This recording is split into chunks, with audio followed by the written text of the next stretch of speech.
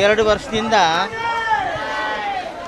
ಈ ಮಾರ್ಚ್ ತಿಂಗಳು ಬಂದ್ರೇ ನನಗೆ ಒಂಥರ ಕಾಲು ಕೈಯೆಲ್ಲ ನಡ್ಕ ಬಂದ್ಬಿಡುತ್ತೆ. ಯಾಕೆಂದರೆ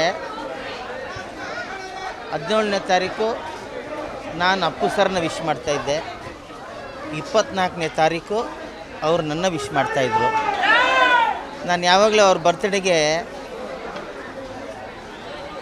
ಮಾತ್ರ ಅಪ್ಪು ಅಣ್ಣ ಅಂತ ಕರಿತಾಯಿದ್ದೆ. ಯಾಕೆಂದರೆ ಅವ್ರು 17ನೇ ತಾರೀಕು, ನಾನು 24ನೇ ತಾರೀಕು. ನನಗಿಂತ ನೀವು 8 ದಿವಸ ದೊಡ್ಡವರು ಅಂತ ಹೇಳ್ತಿದ್ದೆ ಯಾವಾಗಲೂ. ಆ ಥರ ಕಾಮಿಡಿ ಮಾಡ್ತಾಯಿದ್ದೆ ಅವ್ರ ಹತ್ರ. ಇವತ್ತಿಗೂ ನಮಗೆ ಸಹಿಸ್ಕೊಳ್ಳೋಕ್ಕಾಗಿ ನಾನು ನಮ್ಮ ಗಿಲಿಗಿಲಿರಲಿ, ಪ್ರೋಗ್ರಾಮ್ಸಲ್ಲಿರಲಿ, ಯಾವಾಗ ಅಪ್ಪು ಸರ್ ಹಾಡು ಹೇಳ್ತೀವೋ, ಅವ್ರ ಬಗ್ಗೆ ಮಾತಾಡ್ತೀವೋ, ನನ್ನ ಕಣ್ಣಲ್ಲಿ ನೀರು ಬರ್ತಾನೆ ಇರ್ತದೆ. ತಡ್ಕೊಳ್ಳೋಕ್ಕೆ ಆಗದೆ ಅಂತ ಯಾವತ್ತೂ ಆಗಲ್ವೇನೋ. ಯಾಕೆಂದರೆ ಅಂಥ ಮನುಷ್ಯ ನಮ್ಮ ಜೊತೆ ಇವತ್ತಿಗಿಲ್ಲ. ಯಾಕೆಂದ್ರೆ ನಮಗೆಲ್ಲ ಕೆಲಸ ಕೊಟ್ಟವರು. ಯಾವುದೇ ಅವ್ರದ್ದು ಸಿನಿಮಾ, ಯಾವ ಸಿನಿಮಾ ಆದರೂ ನಾನಂತೂ ಇರ್ತಾನೆ ಇದ್ದೆ. ನನ್ನನ್ನು ಬಿಟ್ಟು ಅವರು ಸಿನಿಮಾ ಮಾಡೇ ಇಲ್ಲ. ಯಾಕೆಂದರೆ ಅಷ್ಟು ಪ್ರೀತಿ ನಮ್ಮ ಜೊತೆ.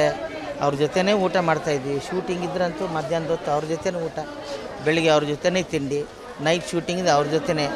ನಾವು ತಿಂಡಿ ತಿಂದು ನಾವೆಲ್ಲ ಊಟ ಮಾಡಿದ ಮೇಲೇ ಅವರು ಊಟ ಮಾಡ್ತಾಯಿದ್ರು. ಅಂಥ ಒಬ್ಬ ಹೀರೋ, ರಿಯಲ್ ಹೀರೋ ನಮ್ಮಗಳಿಗೆ, ರಿಯಲ್ ಹೀರೋ ನಮ್ಮಿಂದ ಹೊರಟಿದ್ದು ನಮಗೆ ಭಾಳ ಅನ್ಯಾಯ ಆಗಿದೆ. ಬಟ್ ಈ ಮಾರ್ಚ್ ತಿಂಗಳು ಪ್ರತಿ ವರ್ಷ ಅವರಲ್ಲಿ ನೆನೆಸ್ಕೊಳ್ಳೋದು. ಬರೋ ವರ್ಷ ಒಂದು ದೊಡ್ಡ ಕಾರ್ಯಕ್ರಮ, ಒಂದು ಮ್ಯೂಸಿಕಲ್ ನೈಟ್ ಮಾಡೋಣ ಅಂತ ಅಂದ್ಕೊಂಡಿದ್ದೀವಿ, ಇದೇ ಭಾಗದಲ್ಲಿ ಅಥವಾ ಅವರ ಮುಂದಿನ ದಿನಗಳಲ್ಲಿ.